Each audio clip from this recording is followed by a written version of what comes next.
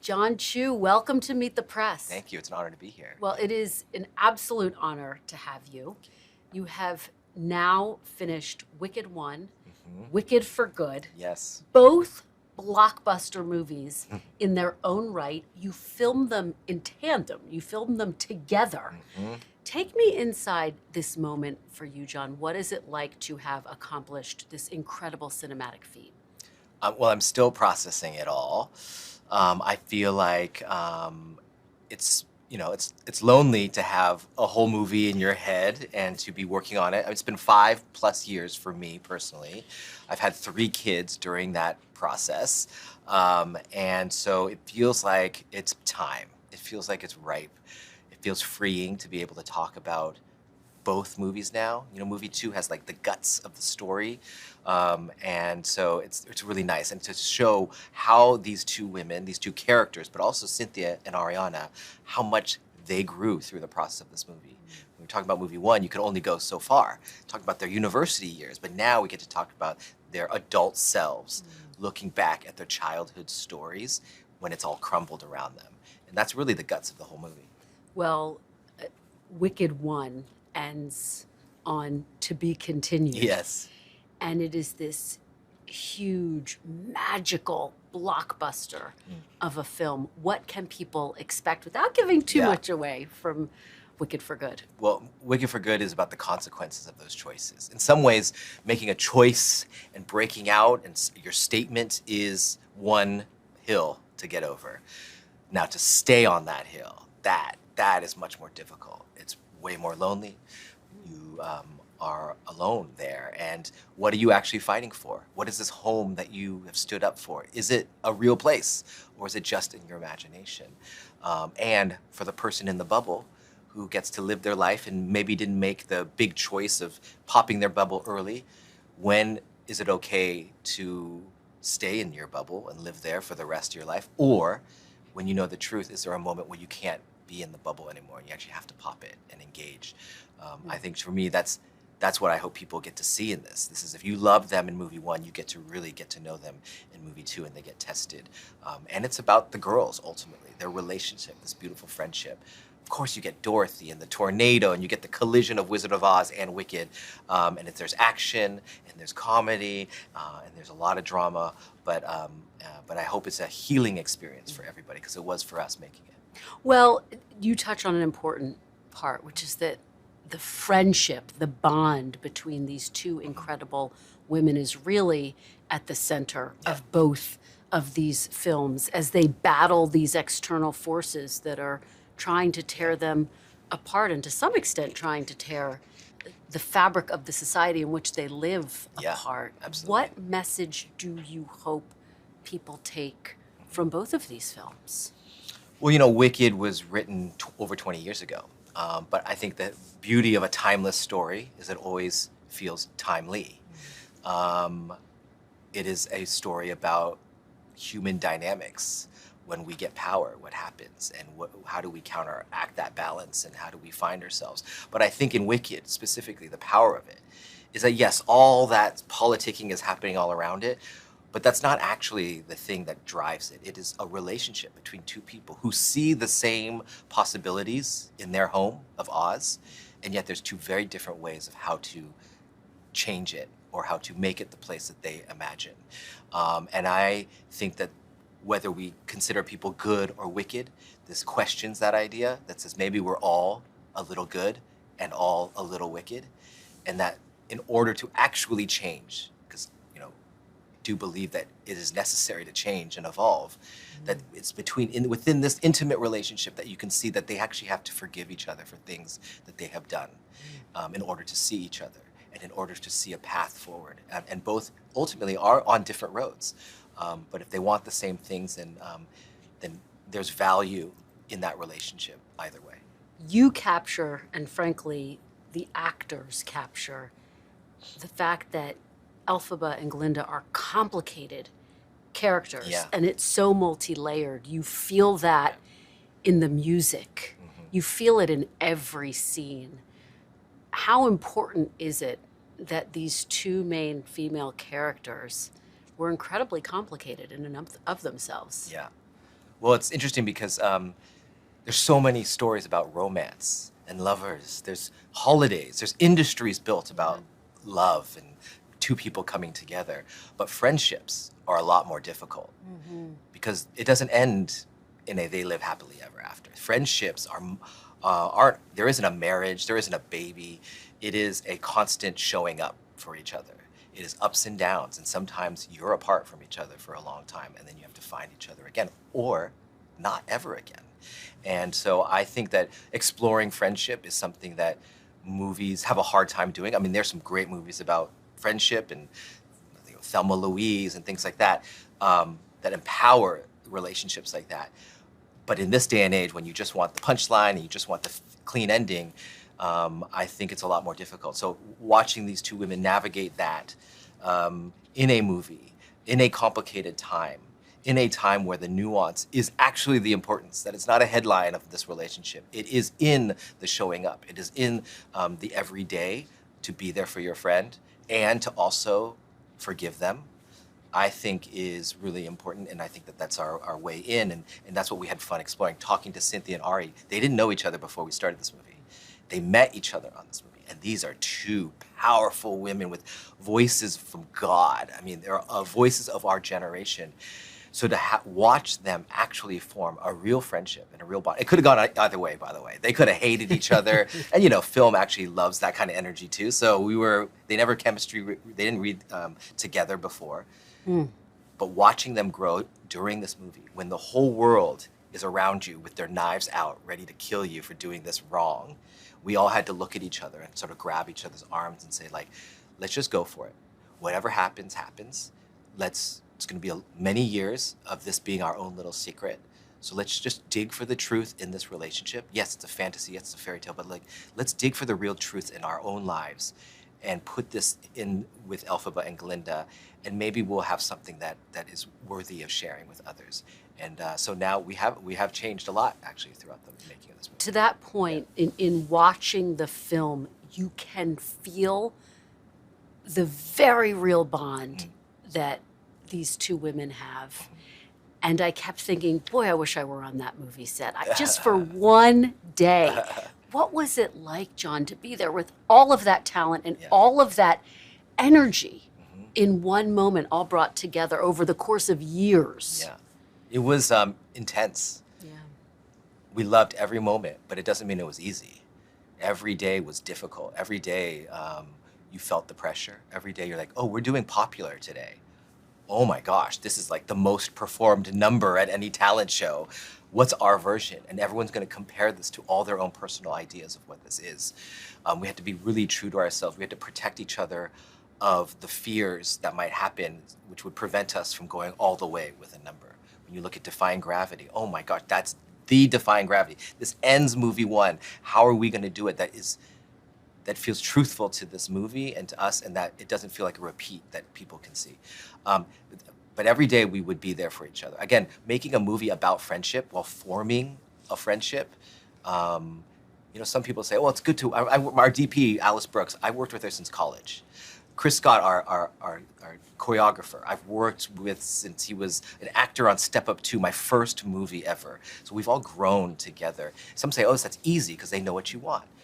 No, they call you out. They see you better than you see you. And I think they call it like the Michelangelo effect, where your friends expect more from you. So it's actually more difficult, but you also have this amazing trust with each other that they're going to catch you on the other side and they're going to protect you on that other side. So I think that's what the environment was. It was, we are striving, we are for greatness here, we are shooting the moon, and it is scary, and we all may fall. But let's just make the experience as fulfilling and let's release it all onto this screen and let's just see what happens together. Well, it felt like, from a viewer's perspective, you were there with all of the actors. And that final scene where Elphaba in the first Wicked flies for the first time. And she says, we all deserve to fly. It feels like you're flying with her. Yeah. You bring the magic of Hollywood to this story that has been told time and time again, but you made it feel new and transcendent at the same time. How important was it that you brought that old Hollywood magic to this new version of this story? It was so important. I mean, I grew up in the Bay Area, in Palo Alto, in the center of Silicon Valley in the 80s and 90s. And at the time, this is like Steven Spielberg's like storytelling is filling our DNA. Michael Jordan feels like people are superheroes on the court. This is a time where my parents came from Taiwan and China to America, and the great American dream was all around me. I was the youngest of 5 kids. I do my homework at the bar, dreaming about being a filmmaker. In the most American business you can find. I had no business being there. Nobody looks like me in there. We have no connections in there. But my parents always said, this is the greatest country in the world. You can build a business. They didn't even know the language when they started. But if you work hard and love what you do, you can do anything. And so for me, to re-explore the great American fairy tale of the Wizard of Oz, the Yellow Brick Road, the man behind the curtain is going to give you your heart's desire, to re-examine that through Wicked's lens of a new perspective of what were those stories that you were told? Those were great, but are they real? And is the place that you love so much, does that dream actually exist? I love that this movie gets to tear that apart a little bit and shatter it in front of us. Sometimes it feels like that's where we are, and that we have to rebuild a story. This movie came to me when I was a new father. I have 5 kids now myself. They're all really young, and I look at them and I think about the stories that I want to put out into the world, and I want them to believe in the dreams that my parents gave me. I love this country more than anything. I believe in this country more than ever I have before. And yet, what are we telling these kids that can still exist in the messiness that is happening all around us? And I think that this fairy tale, this myth, really allows us an entry point to say, yeah, and especially in movie 2, you get to see, yeah, you know what? It's nuts. We're all trying to make the bed. And everyone has their different way of making the bed, but we want the same thing. We want safety, we want love, and we want each other. And the fact that we know we want the same thing, we can get there. And this movie, again, gets to give that information through entertainment. And I think that's really important at this time when we can't take all this information. It's just too much. So the fact that we have space in a movie theater to do that, I think movies are the most protected space we need to keep. It's the only space now where an algorithm isn't involved, where you have to put down your phone, you have to actually physically drive there, bring your friends, and sit in the dark and be told a perspective that you wouldn't in any other way, and they trust you. Those 2 hours, my God, we have to protect. It is the way we can communicate empathy, and you're not distracted while cooking dinner or buying something online. And so I just think that the opportunity is too big for us to pass up. And if we do it right, it can actually really make change. I witnessed it in Crazy Rich Asians. And so I hope to do those things as we go on. Yeah. Well, and your background is so extraordinary, and I want to talk about all of it. Yep. Wicked has become a cultural phenomenon. It's the most profitable Broadway film adaptation of all time. It was nominated for 10 Oscars, including Best Picture. It was named one of the top 10 films of 2024 by the American Film Institute. What does that mean to you personally? My whole life I've been trying to prove myself that I can be here, that I can be in this business. And I think I was always searching for that kind of validation.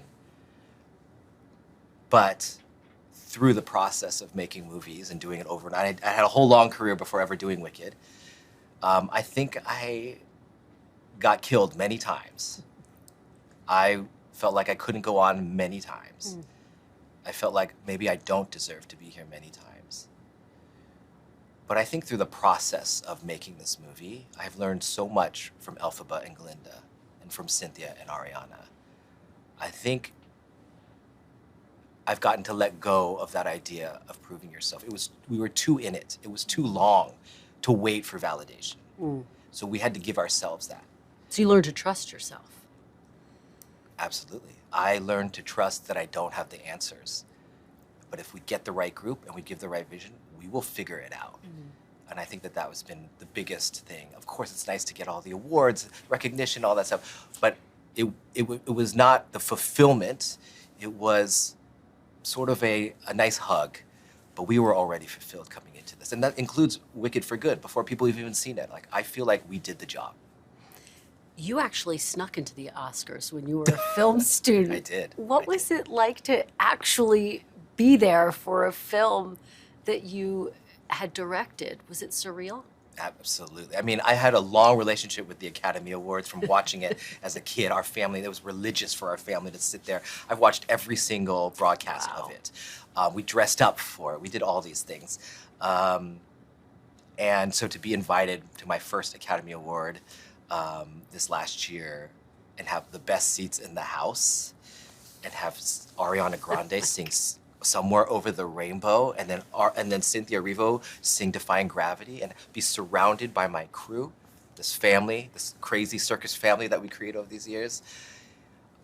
I felt, when I snuck in the first time, I made my own badge, I went to Kinko's, laminated it. I was so uncomfortable, but it was so exciting, and I got in, and well, I got kicked out. Got sent home, reprinted it, redid the thing, and then went back in the back way, and I got in. I got to watch it all backstage. That was exciting. I saw the possibilities. I saw human beings. I saw Phil Collins when he had won that year with his family, when no cameras were on him, hugging his family, crying after winning this award for, I think, for Tarzan. It became really real for me, so I could sniff it. I was like, wow, this is not just a thing. This is like real life. So then to be sitting there, and Michelle Yeoh's sitting next to me, and she's grabbing my arm, my wife's next to me, we're sitting next to Ray Fiennes, and they were hearing Somewhere Over the Rainbow. It's like, I couldn't process it, but I felt so comfortable. These were my people, and we're here.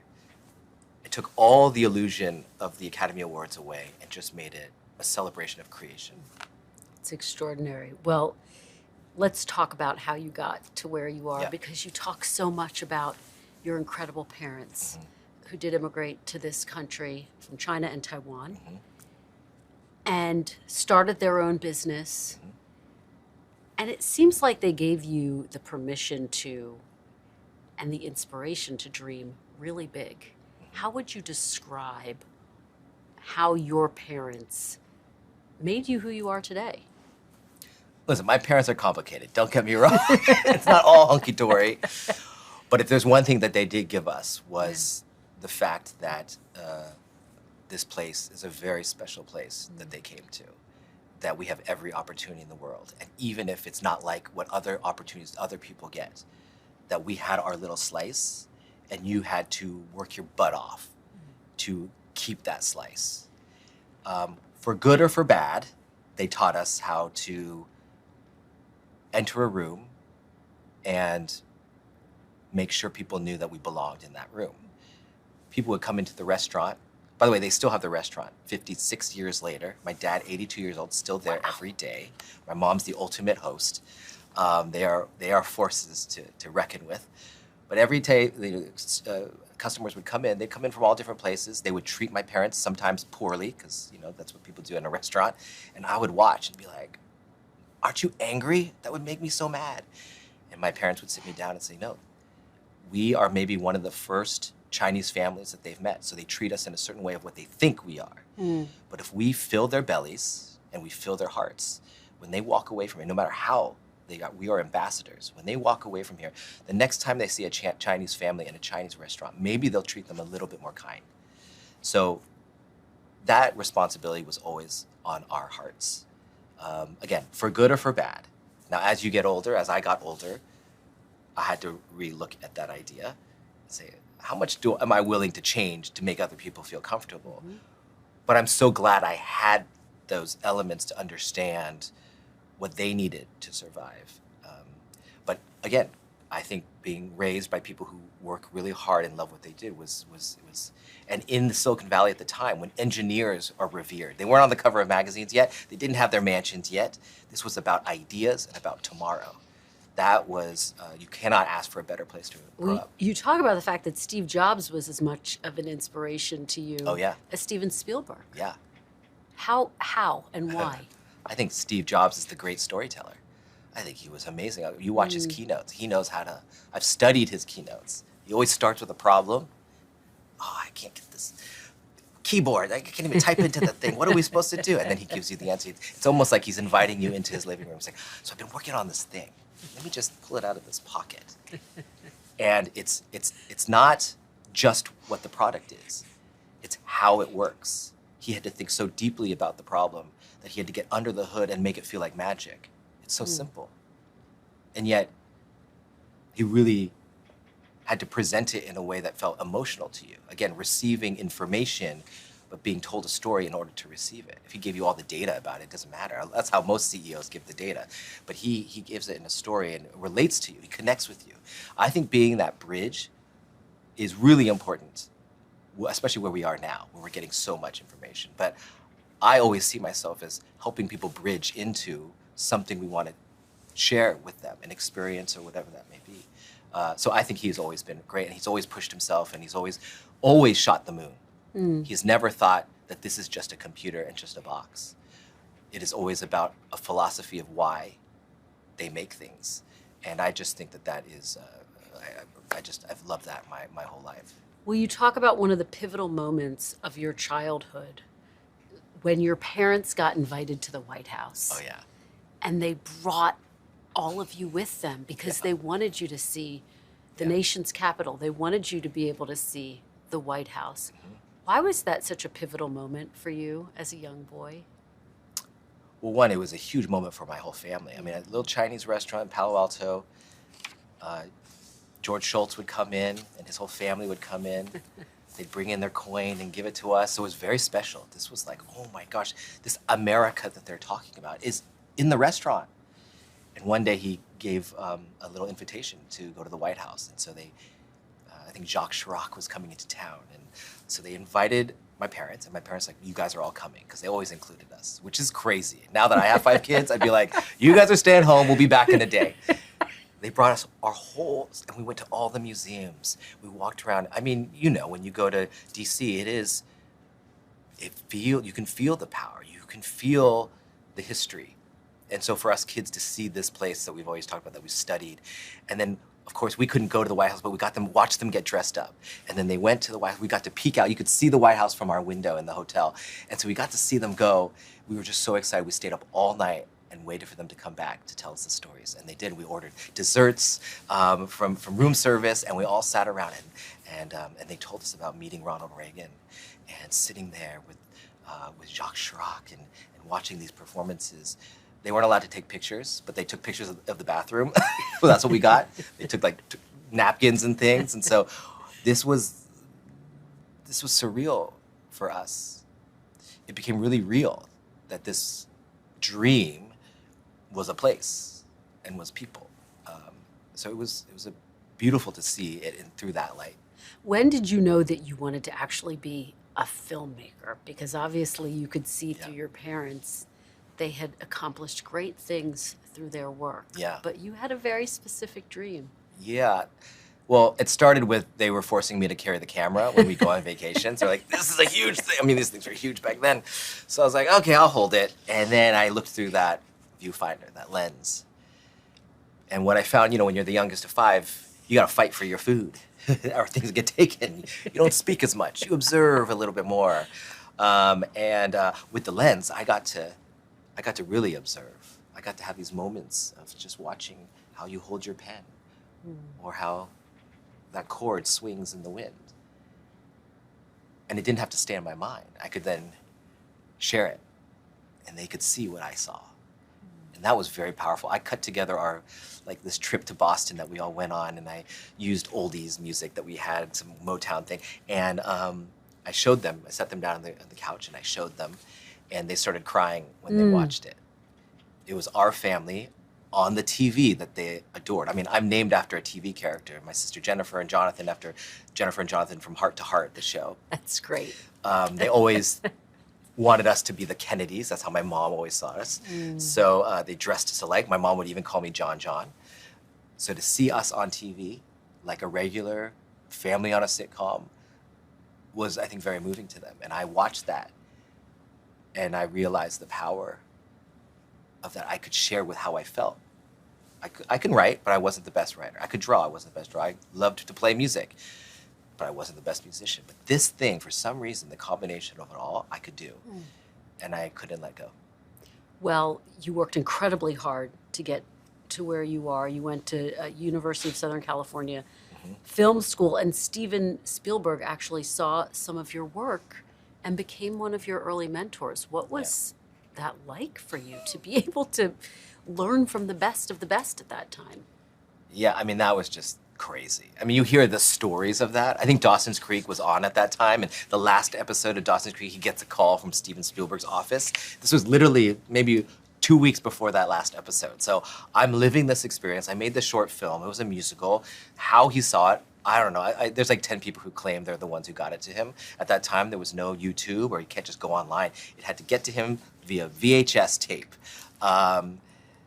Yeah, it was surreal. It was crazy to get that call, say, hey, come to the office to meet with Steven Spielberg. And, you know, you go into Amblin, DreamWorks at the time, and he has the wishing well there. So you go into the wishing well before you go in, and he has Jaws down in the end of the wishing well. So you're like, oh, this guy's funny. He's even in his dreams, he's a great storyteller. And you get to the front desk, and usually when I've gone up to the gate, they're usually like, oh, deliveries are around the back.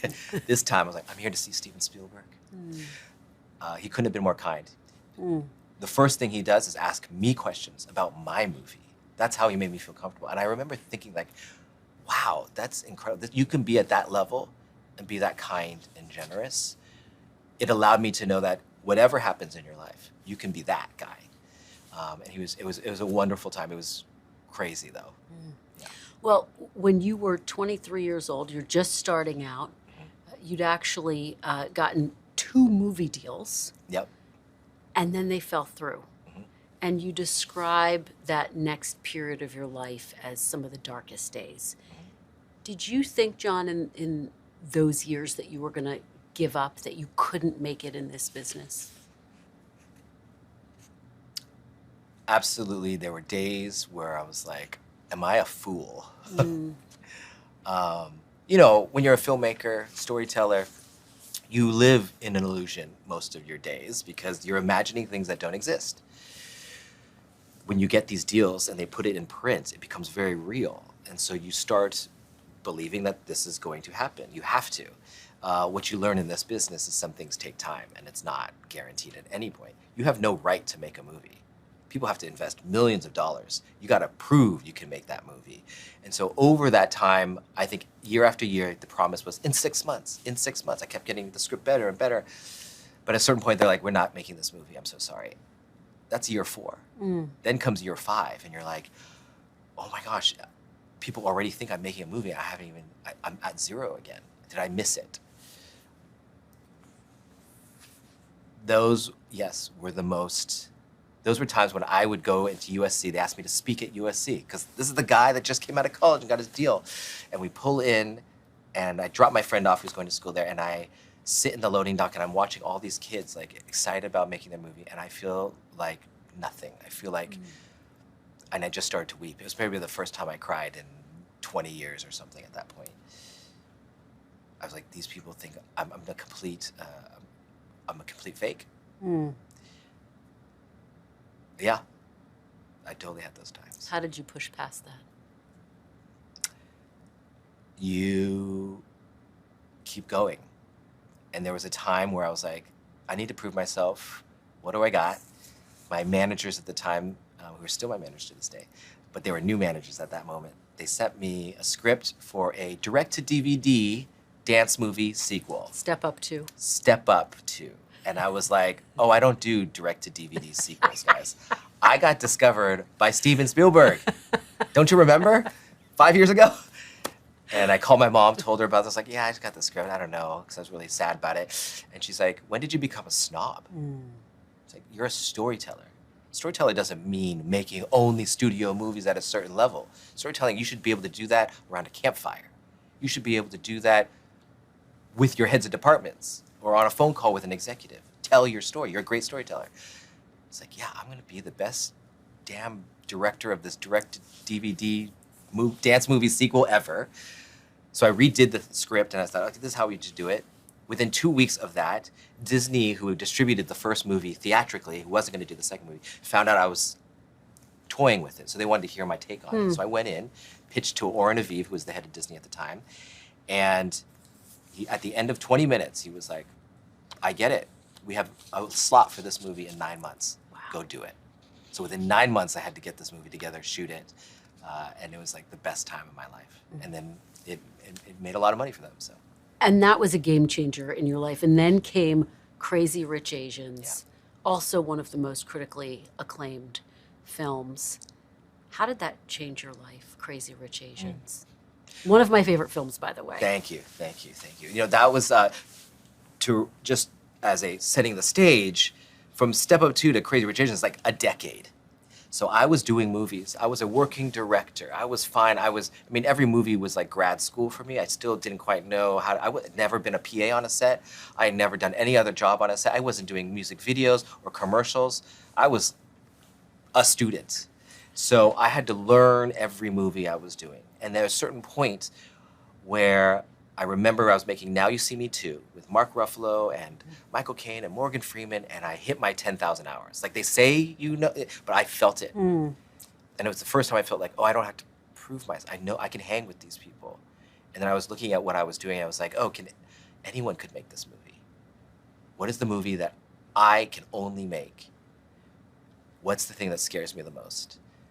And the thing that scared me the most was my cultural identity crisis, talking about being an Asian American. Because my whole life, even my parents, sort of was saying, make sure people don't even think about that about you so that you fit in. So to actually put a spotlight on it, oh my gosh, people are gonna start saying ni hao to me. They're gonna start sending me Asian scripts all the time instead of just seeing me as a director. It brought me back to my college days when I made a short film about being Asian American. And I was so embarrassed of it because I didn't know how to tell it that I never shared it with anybody. It was my next short that actually got the attention of Steven Spielberg. So I was rewarded for not talking about it. So to go back was really difficult. But at the same time, it felt like it was the thing I had to do. And so I found this book, Crazy Rich Asians, about an Asian American girl going to Asia for the first time. I understood that story.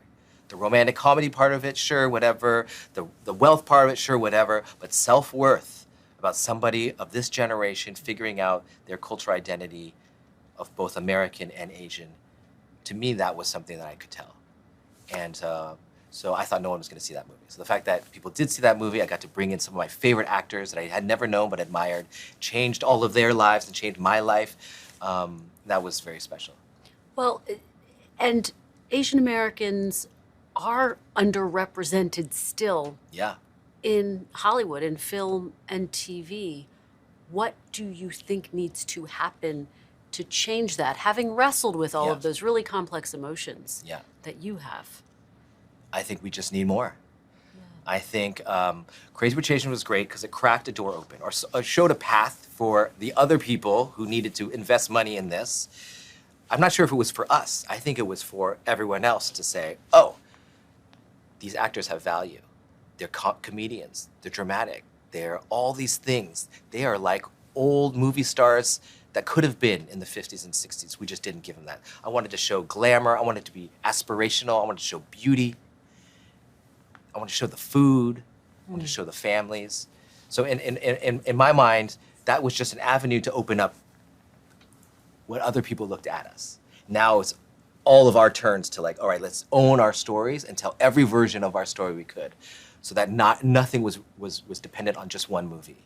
And so I think we're in that process. I think we have to be careful to expect too big of a change too quickly. Of course we want that, but to change culture, it takes time. You cannot force people to do that. We can't have a debate and just say everyone agrees with that. I'm sick of having a debate and conversation about it. Just do it and prove it. I think my job as being on the front lines of being able to make movies is to just show it. I don't have to be the one on Twitter that says all this stuff. That's other people's job, and those are important things. But I have to be so laser focused on telling the stories with the people that I think they need to be told with, and I hope that others are around doing the same thing. Just flood the gates. More is more, and so yeah, I think that we are taking steps. And yes, maybe that step needs to be bigger, but like, let's do it in the work. Let's go.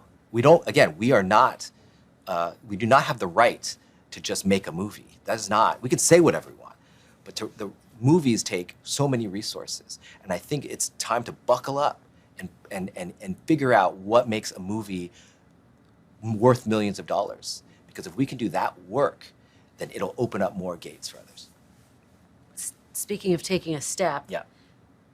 when is Crazy Rich Asians 2 coming? Listen, we've been working on it for a while. I know, and a lot of people wanted to know the answer to this Yes. question because they're so excited to see it. I know. There's a part of me that wanted to protect Crazy Rich Asians as like this jewel Yeah. that happened at a Yeah. time that needed to happen. And like to go beyond it, it always felt like then it doesn't become the jewel. It just becomes one line of things. But we are working on a series. What we found was it was difficult to put it all in one movie, but our HBO Max series that we're working on, that allows us to do all the stories and all the things that we want to do. And so we're very close of getting that made and done. So I can't say too much, but I'm excited about that. Okay, well, there are going to be a lot of people who are excited Yeah. to hear that. I want to talk to you because you're talking about kind of where the future of filmmaking goes. And obviously a part of that is the technology. It's AI as well. Taxi driver, screenwriter Paul Schrader said that he thinks Hollywood is, quote, only 2 years away from the first AI feature, and he's ready to make it. What do you make of that? And would you make a film that had AI actors? Listen, I grew up around technology. Yeah. Technology gave me a lot of opportunities. Technology is the great democratizer of access to being able to tell stories. Otherwise, the people who own the cameras are the ones, or own the exhibitors are the ones that are allowed to tell you whether you get to say and have space in this place. But that's no longer the case because of technology. And I've been through all the debates of, you can't go digital, you can't do this, you can't do that, and always, you can't stop the change of technology, the evolution of that. These are tools that empower us. I think we're looking at the wrong thing. I think AI is a distraction. I think, well, AI is many things, but I think AI as a generator is a distraction. Okay, that can be a tool, we'll have a category of that, whatever, whatever, whatever. You know what the most dangerous part is? That AI is being used in the algorithm that is capturing and cultivating our brains. Like, when you go on, we've always used to say, follow your curiosity. Whatever makes you feel curious, go there. And that's been our guiding light. Our instincts will follow it all. But our incentives have changed, and now they have figured out how to capture our curiosity. Rage, hate, whatever, violence, that's gonna capture us. And so now, we can't trust our curiosity because of this AI creation that's like invading what we look at. So much so, like we lived in the analog days and the digital age, so we can kind of have a perspective. When I look at my kids, they don't know, we can say algorithm, but they don't know the before times, so they don't know the freedom of what that is. I think the AI in this algorithm is way more poisonous. And the fact is, our whole businesses, our whole industry, our whole economy is built around capturing the minds of us now.